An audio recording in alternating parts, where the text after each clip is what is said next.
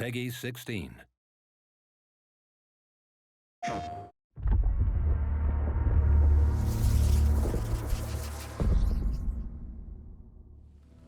Hello everyone, I'm Eevi Korhonen. I'm the senior narrative designer on Returnal, and I'm here today with Jane Perry, the voice of Celine. It's so nice to be here with you on Atropos. I'm thrilled to be here with you as well on Atropos, which is so amazing and special. Thank you so much for having me. And we found this nice quiet corner, mostly free of hostiles. We'll see what happens. Yeah, let's try to keep this short. But of course, we know you best as the voice of Celine, but can you talk us a little bit more about your previous work? Sure thing, yeah. I've done a number of voices in games, and I suppose the one that, along with Celine, that I've worked on the most has been Diana Burnwood in the Hitman franchise. So I've been working on that game for a number of years now. Over the years, I've played many characters, but the other one perhaps that I'm known for is Karen Bowman in Ghost Recon, and then I was in Alien Isolation, and lots of lovely things. But of course, we're here to talk about Celine today. Yeah, wonderful Celine. Yes. So I'm curious to hear, so what interested you in taking this role? Well, it's really an interesting question, actually, because as a voice actor in computer games, essentially, we have an agent, and the client, i.e. Housemarque, will contact an agent, say, look, this is what we've got. We've got this character, and let's see who we can get to audition for it. So as a voice actor, sometimes you're not really sure what it is you're auditioning for, what the game is, the scope of the game. There's a lot that we don't know at the beginning of the process. So I suppose, in answer to your question, initially, what interested me was based on the material that I had for the audition, and just what I was able to learn about the game from the audition process. And then as we worked on this extraordinary game, I mean, I didn't even know at the beginning that I was actually sort of the only person in it, apart from the young man who plays my son.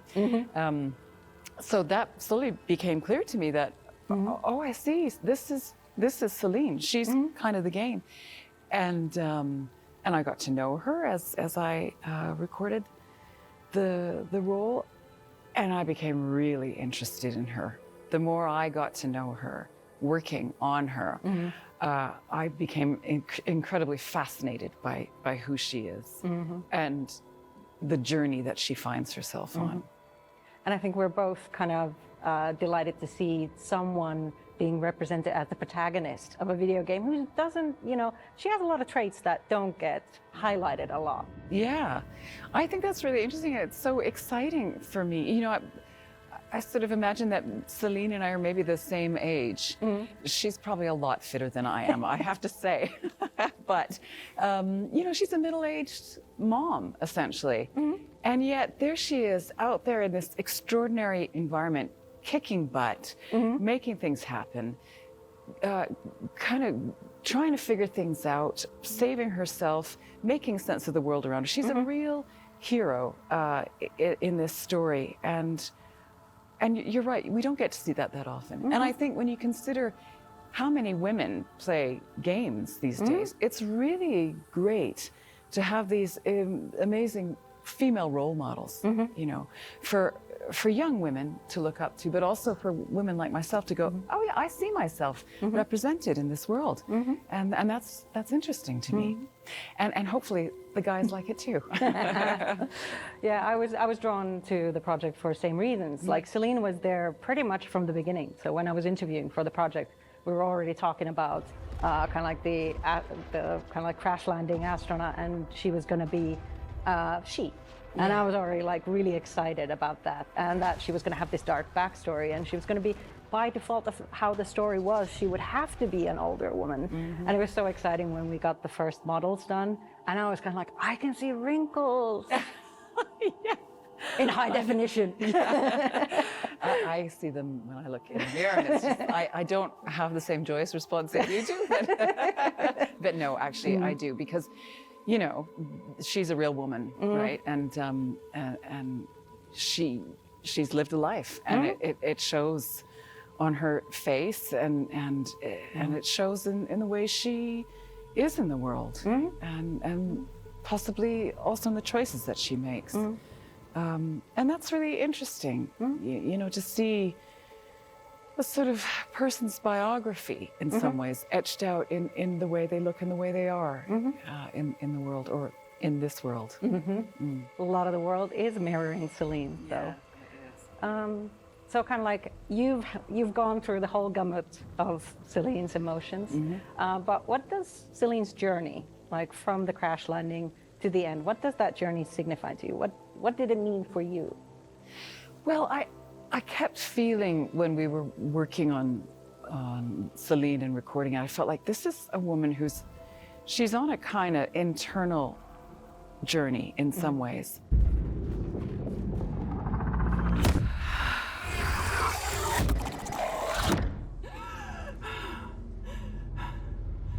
Astra, I have returned to the tower, not the crash site. Not this time. Is there any way back? Something's not right here. Looks like a hospital bed. And I felt like she's really trying to come to terms with her own past, and trying to make sense of some of the things that have happened in her past. And you know, the idea of white shadow sort of beckoning her. You know, the shadow immediately makes me think of Jungian analysis of the shadow, and this sort of drive that she has to integrate perhaps some of the trauma of the past and the things that have happened into who she is now. But of course, that process is difficult sometimes. You know, that sort of hero's journey can be absolutely fraught, and Celine's journey is fraught. Extremely fraught. Yes. She has, you know, I mean, almost every day in Celine's life is a tough day. And yet she persevered. She perseveres, yeah. I think she's really driven to meet the shadow and to maybe have the opportunity to heal and to integrate the darkness that she carries. And so that's what really struck me about it. And in doing so, you know, and we all have this journey, I think, where we have to come to terms with our past, make sense of our family, some of the things that have happened. And I feel that's what's going on with her.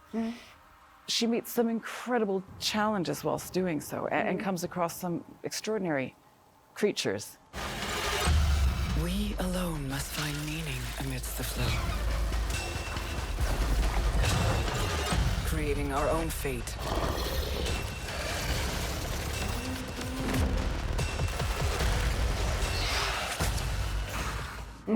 That, you know, I think sometimes when you're dealing with these internal things, you can project, not that Celine's projecting, but just in a sort of, once again, a sort of Jungian approach to it, you can project these things onto the world around you that you have to grapple with, and it affects the way you see things.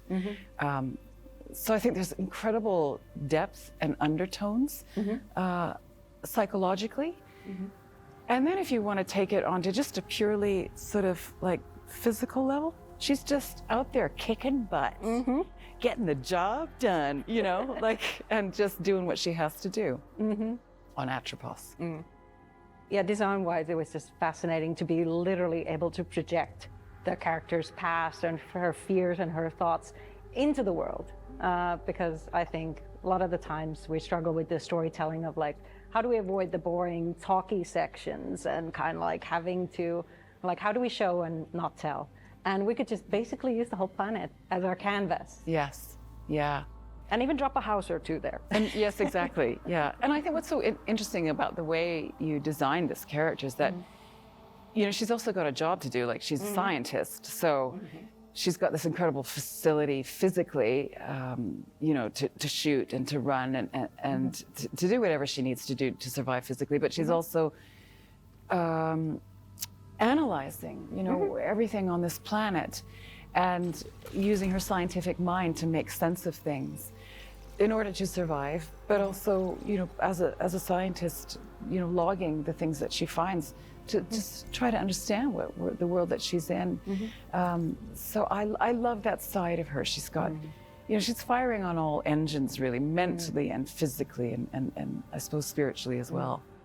Exactly. That was, to me, very important, that we didn't create this character who seemed like a space marine, that they actually had a different job and they just kind of like rolled with the punches, like, okay, today I'm just going to have to shoot a whole bunch of aliens to get through the day. But that to me was very important. And when we were developing the game, I pushed really hard that we would have other verbs for the player besides shoot and jump. And the scanning came through that. And to me, that would be what we would, as humans, do. If we landed on an alien planet, we'd just start cataloging everything, figure out what is it, what does it do, can we monetize it somehow? That's right. How can we use or weaponize it, maybe? Yeah, absolutely. Yeah, so that to me was very important, that we kind of like utilize and showcase the scientist in her. Even though most of the game is very explosion-y and action-y, but in the quieter moments, especially when she kind of like reflects on things, it's more like a scientist trying to make sense of the world. Yeah, absolutely. And I like that a lot about her. And I think it's a great mechanism to tell her story. Did playing Celine pose any new challenges for you as an actress? I think because she's so active, you obviously have the text which you have to deliver, but also the pre-life to the text. In other words, if she's running, then you have to provide the breath for that. And Celine runs a lot. Yes. And so there were times in the sessions where I'd sort of be crouched on the floor because I literally felt like I was going to faint from hyperventilating, just breathing so much. And I think because she goes to these quite dark places in her own mind, I would feel quite exhausted at the end of it. Astro received my signal. Then... that's it.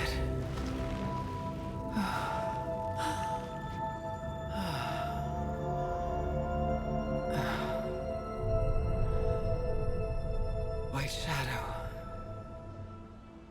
Like we would maybe have a 4-hour recording session, and I would just kind of go home and crawl through the front door and sort of rest and recover, because you sort of have to go there yourself in some ways. So that was challenging, and of course it is just Celine, and in other projects it's you will be working with other actors, or at least there's other lines that the director will be reading for you, so you're reacting to various things. Whereas I think with Celine, really she's reacting to what she's seeing around her. So the engagement of my own imagination in those recording sessions was quite full on. So I wish we had this for you. Oh, me too. That would be great. Half the work's done just seeing this amazing environment. But yeah, I can imagine it was a little bit different. Kind of like most of the dialogue is actually monologue. Exactly. And we were kind of like considering early on in the development, like, should there be other characters for her to talk with? And kind of like we went through the pros and cons, and especially kind of like, is it something that we have time to do? Yeah. Because we really wanted to focus on kind of like Celine. She was still the star. And in the end, it kind of like felt actually the right decision to cut everyone else away, because it increased that sense of isolation. Like there is no respite. There is no one else you can talk to except you can hear the crazed voices of other Celines. Yeah. And I think that kind of like helps heighten that particular challenge and, well, her hell almost that she is. This was taken after I left. Why?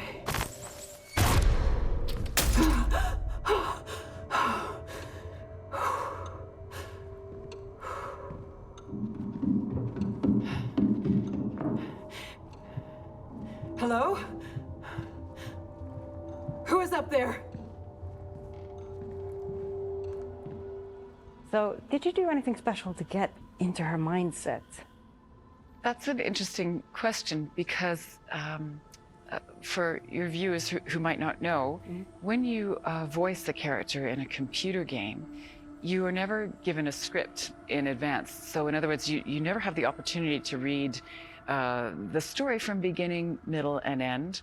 Therefore, you have no opportunity to sort of prepare, make choices, or even learn about your character. So getting into the mindset requires assistance, and that assistance comes from your director, basically. So on Returnal, I had a voice director whose name is Damien Goodwin, and then Damien would work really closely with Greg Loudon and Toivo Kahlo.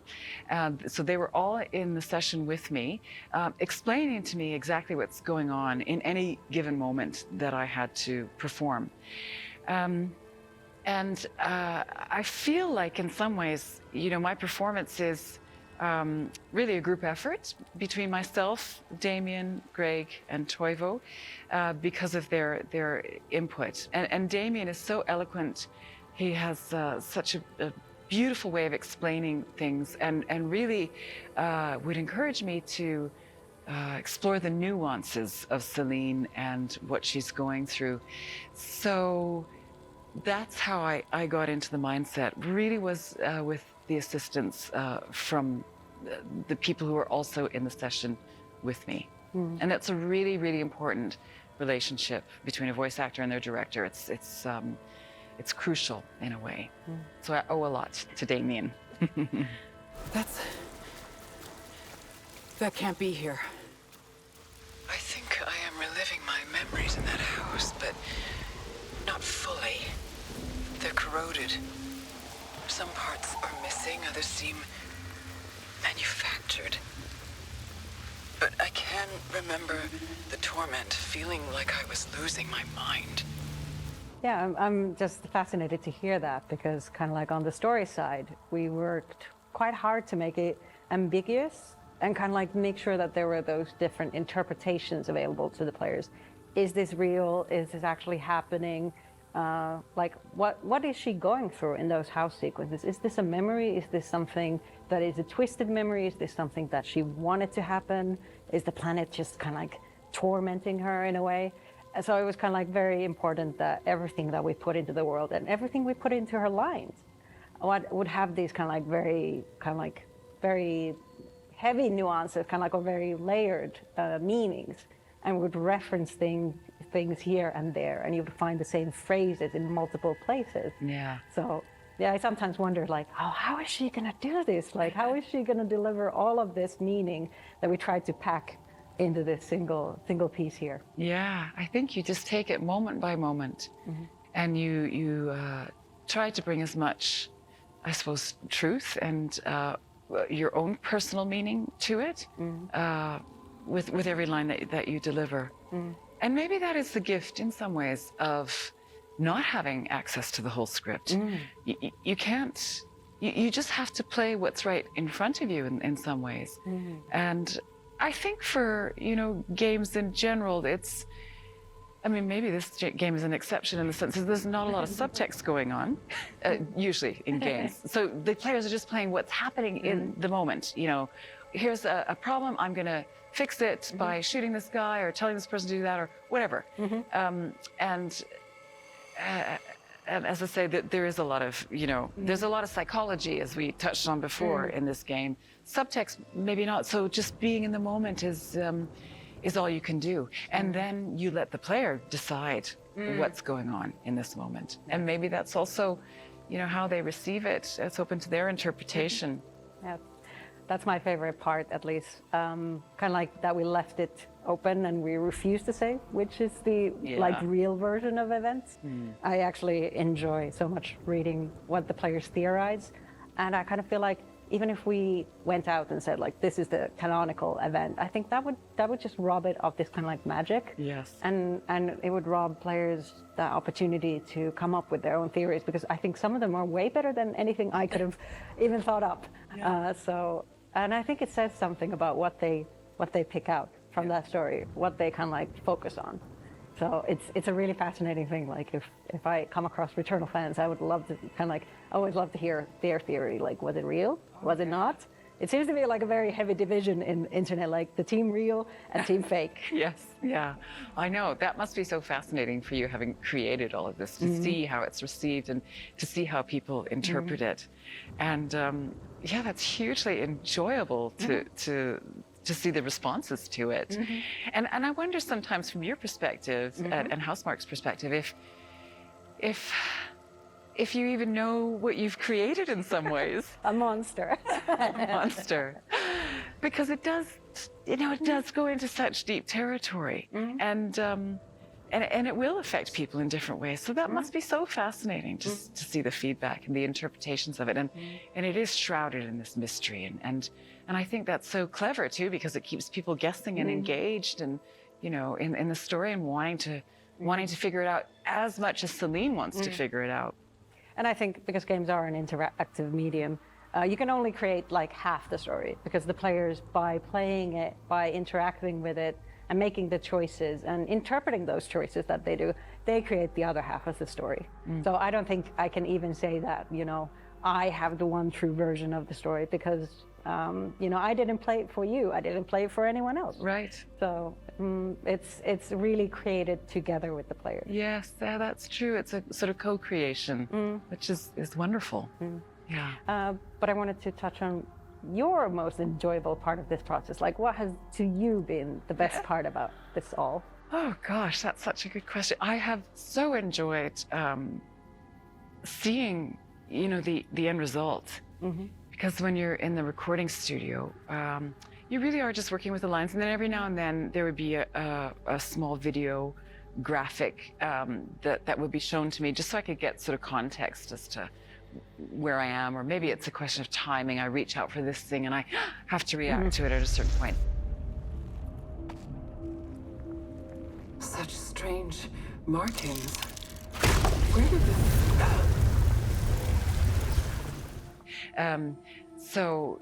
But you don't really get a sense of the game until you start to see, the trailer and the images on YouTube and I found that, I was blown away by how great this game looks. It's such just an amazing world that you've created, and I found that really thrilling, and I felt quite chuffed. I was like, oh, I'm in that. Yes.